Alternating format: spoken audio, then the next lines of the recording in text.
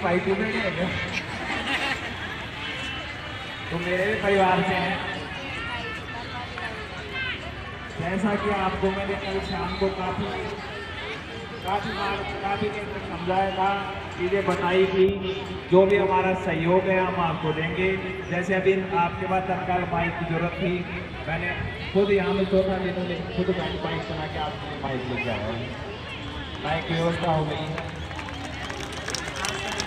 मेरे भाई ईरा बोझ जी को मैंने शाम को बताया, उन्होंने हाल चाल पूछने के लिए बोझ आते हैं, कल शाम आने के भाई वो मेरे साथ में मेरे माताएं बहनें भी बैठी हैं, तो वो खुद भी स्वयं करके आई हैं।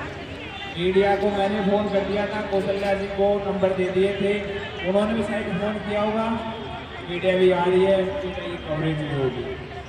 आप डरो मत, सरकार आपके धैर्य की परीक्षा करेगी, आप ही के लोगों को आपस में तोड़ने की कोशिश करेगी।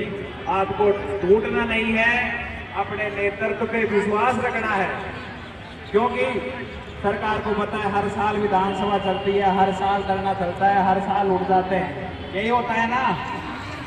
अरे यही होता है, अपने को हमेशा होता है वो थोड़ी करना है। अपने को यदि कुछ अलग चाहिए, जो करते आए हैं वो करते नहीं रहना, क्योंकि जो नया तभी मिलेगा जब कुछ नया करेंगे। एक बात बताओ, विधानसभा सत्र फिर चलेगा, मानसून सत्र भी आएगा, शीतकालीन सत्र भी आएगा, साल में 3 बार विधानसभा चलती है ना? बजट एक बार होता है, विधानसभा 3 बार चलती है। आप ये सोच लो कि इस बार अपना काम नहीं हुआ, अगली बार फिर आ जाएंगे, तो 3-3 दिन काउंट कर लो, 9 दिन के एक ही साथ बैठ जाओ, सही है ना? ये सोच लो कि अगले 3 महीने बाद वहां फिर आऊंगी, 15 दिन बाद पहले आए, बताइए मेरे को कौशल्या जी बता रहे थे, आए थे ना? अब 15 दिन बाद फिर आए, उस समय यदि उसी समय धैर्य के साथ बैठ जाते तो शायद आपको आने की जरूरत नहीं पड़ती। जो गलती पहले हो गई उसको नहीं दोहराना है और अपने नेतृत्व में विश्वास रखना है। आपको सरकार तोड़ेगी भी, आपके बीच में राजनेताओं के फोन भी आएंगे। फिर हाथ जोड़ के निवेदन कर रहा हूं, उस किसान आंदोलन से सीखो जिसने किसी भी राजनीतिक व्यक्ति को मंच नहीं दिया। यदि कोई आपके आए तो उसको यह मंच पे नहीं आने देना है, नीचे हमारे बीच में बरोबर बैठ के हमारी बात सुन के चला जाए। बात सही है क्या? हाथ उठा के समझ करो। आपके लिए मेरा बड़ा भाई भरत बेनीवाल, ईरा बोस और अभी थोड़ी देर में जलकन जी राठौड़ आ रहे हैं। हम 3 ही बहुत हैं, किसी की जरूरत नहीं आपके लिए, आपके बेटे, हम 3 ही बहुत हैं। मेरे साथ सरकार का एपीओ कर दिया। थोड़ी देर पहले सीआई साहब राजेश जी बोल रहे हैं कि 12:30 बजे आपको उठा लेंगे, मेरे को उठा लेने दो, फिर भी 3 आपके साथ बचेंगे। और मैं आपके साथ, क्योंकि मैं एक शिक्षक होने के नाते राजस्थान एक शिक्षक महासंघ का प्रदेश अध्यक्ष हूँ। लगभग हर ब्लॉक में मेरे शिक्षक साथी स्कूलों में सेवा दे रहे हैं और आप भी उन्हीं स्कूलों में हो। मेरे स्कूल में भी आशा सहयोगी लगी हुई है। मैंने बताया था ना कल कि ऊपर से फाइल चलती है, नीचे जाके काम के लिए करना पड़ता है आशा सहयोगियों को। ईरा जी, कोरोना काल में ग्रामीण में गांव में सर्वे करने से लेकर आज तक कोरोना वैक्सीन का भी जो सर्वे हो रहा है, क्या लगाना है, इनके जिम्मे है। आज मेरे संगठन के प्रदेश महामंत्री महेश जी शर्मा है, उनके कोरोना हो रखा है। मेरी सुबह बात हुई, तबियत कैसी है कि भाई साहब तबियत ठीक है। एक बहन जी आंगनबाड़ी की आती है, वो हाल चाल पूछ के जाती है। बताओ इतनी आज भी है, मरने के लिए, आगे संघर्ष करने के लिए और विकट काम करने के लिए तो आशा सहयोगिनी और यदि वेतन और उनकी मांग की बात आए तो हमारी कोई सुनता नहीं है। सरकार हमारी नहीं सुन रही, इसमें सरकार की कोई कमी नहीं है। कमी हमारी है, हमारे धैर्य की है, हमारे आपसी विश्वास की है। यदि आप में आपसी विश्वास होता तो जलकन जी राठौड़ की जैसे 6,000 से 21,000 होमगार्डों का वेतन होता।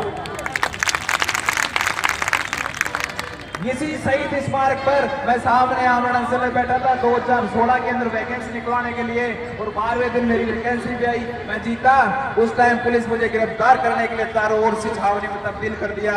वो 3 घंटे के भीतर पुलिस कभी भी उठा सकती थी, लेकिन उसी समय पुलिस की उस वर्दी के अंदर वो जलकन सिंह राठौड़ कम से कम 500-600 होमगार्डों के साथ में पुलिस वालों को चारों तरफ से गेट के अंदर प्रवेश कर दिया।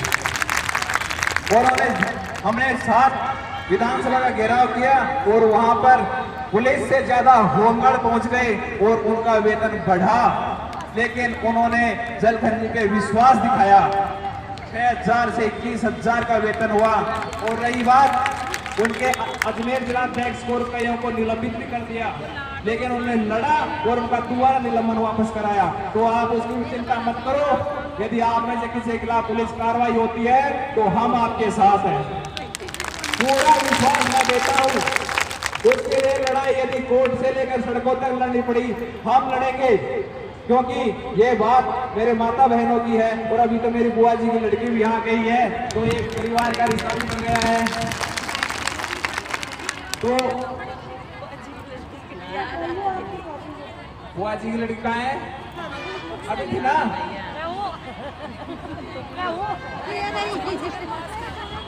अभी तो आपको कल रात को यहाँ रुके, मैं समझता हूँ बहुत परेशानियां हुई। आज भी यही रुकना है, और मैं उस पुलिस प्रशासन को चेतावनी देता हूँ कि शाम तक सकारात्मक बात नहीं हुई तो इनका ये भाई इनके साथ होके आगे विधानसभा कूच करेंगे, और कितना बहुत गिरफ्तार करेंगे हम ये भी देख लेंगे, क्योंकि ये लड़ाई अपने मान स्वाभिमान अभिमान की है। ये जो मंचिया ये हमारे चोमू के पास में गांव पड़ता है, माजीपुरा, वहां से है। मुझे तो आज ही पता चला वास्तव में कि मेरे पास सहयोग किया, इन्होंने कभी बताया नहीं।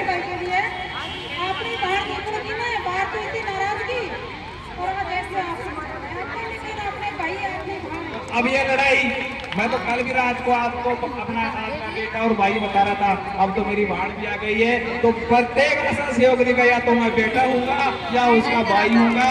आप विश्वास बनाए रखें। अधिक से अधिक संख्या में यहाँ जो बैठे हैं वो एक आशा सहयोगियों को फोन करें और एक को बुलाएं। ये मैदान खचाखच बनना चाहिए। मेरा बैनर क्या उतार देंगे, उधर भी आपके लिए जगह होगी, कोई दिक्कत नहीं है। आप उनको बुलाएं। शाम तक यदि सकारात्मक वार्ता नहीं होती है तो यार सबसे पहले आज के लिए हम एक और एक कौशल्या जी, और अब तो मेरी बहन भी आ गई है, हम आपके साथ खड़े होंगे। लाठी चार्ज होगा तो हमारे पे होगा, मुकम्मा लगेगा तो हमारे पे लगेगा। आप बस पीछे साथ बनाए रखना, ये और मुझे पूरी उम्मीद है आप ऐसा करोगे। अब थोड़ी बात मैं मेरे मुद्दे की कर लूं, क्यों मैं यहाँ क्यों बैठा हूँ, किसी को समझ में नहीं आ रहा है क्यों बैठा है अकेला ही, चाहिए ना। मैं हरपाल दादरवाल तो मेरा नाम है, मैं यहीं से जयपुर के चंदवा जी के पास मेरा गांव है, वहां का निवासी हूँ। पहले मैं राजस्थान बेरोजगार महासंघ का अध्यक्ष हुआ करता था, जब हम साथ मिलकर भर्तियां निकलवाने से लेकर उनके रिजल्ट जारी करवाना और फिर नियुक्ति दिलाने के लिए आंदोलन करते रहते। मेरा 2016 के अंदर 3rd ग्रेड के अंदर पूरे राजस्थान में 30 रैंक का मेरा चयन हुआ। उसके बाद में सरकार की गलत पॉलिसियों के कारण जिसमें मेरा चयन हुआ, सरकार ने वो रिजल्ट रोक लिया, लेकिन हमने हिम्मत नहीं हारी, हमने लड़ाई लड़ी, उस रिजल्ट के लिए भी लड़ी। लेकिन 2016 की वैकेंसी में 6 फरवरी 2018 को मेरा हेडमास्टर रिजल्ट आ गो, मैं हेडमास्टर बन गो, और 7 तारीख में भी थल केस नहीं। तो अभी मैं विराटनगर हेडमास्टर लगा हुआ हूँ। और हमारी मांग एक इतनी सी थी कि शिक्षा मंत्री ने हमारे 2nd ग्रेड के तबादले करवाने के लिए आवेदन लिए थे। आपको पता हो ट्रांसफर हो रहे हैं इस टाइम, तो तबादले के आवेदन लिए थे, हमारे ट्रांसफर नहीं किए। हम 8 जनवरी को मंत्री से मिलने आए, मंत्री ने कहा आज कल मैं ट्रांसफर कर दूंगा।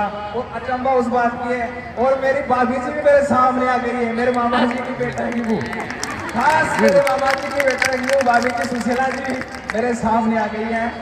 तो हम 8 तारीख को मंत्री से मिलके उनके कार्यालय के बाहर ही निकले और ट्रांसफर सूचियां आने लगी, लेकिन वो सिर्फ और सिर्फ लक्ष्मणगढ़ विधानसभा जहां का मुख्य शिक्षा मंत्री है वहां की ट्रांसफर लिस्ट आई। हम मंत्री से मिले, 12 तारीख को मैं इसी पेड़ के नीचे 2 दिन तक धरने में बैठा था। 13 तारीख को मंत्री ने बुलाकर कहा कि इस मकर संक्रांति कर चले जाओ, आपकी तबादला सूची 31 तारीख बाद जारी कर देंगे। 31 तारीख बाद में तबादला सूची जारी फिर हुई, लेकिन सिर्फ लक्ष्मणगढ़ विधानसभा की और फर्स्ट ग्रेड व्याख्याता प्रिंसिपल की हुई है। क्या हमारा ये हक नहीं है? या तो मंत्री साहब बोलता और यदि किसी के ट्रांसफर नहीं करने थे तो लक्ष्मणगढ़ के क्यों किए?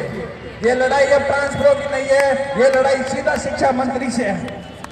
मैंने शिक्षा मंत्री पहले दिन आया था, शिक्षा मंत्री का बीए का मेरे पास फोन आया और मैं उनको सुनाया कि ट्रांसफर लक्ष्मणगढ़ क्यों किए, और उसका परिणाम मुझे उसी रात को 11 बजे 16 सीसी का नोटिस देकर मेरे पीओ की प्रक्रिया चला दी। तो मैं उनसे डरने वाला नहीं हूं, मैं एक आवाज दूंगा, हम सब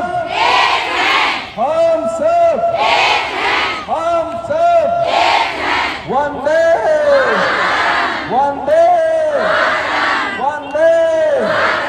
हमारा नेता कैसा हो, हमारा नेता कैसा हो, हमारा नेता कैसा हो।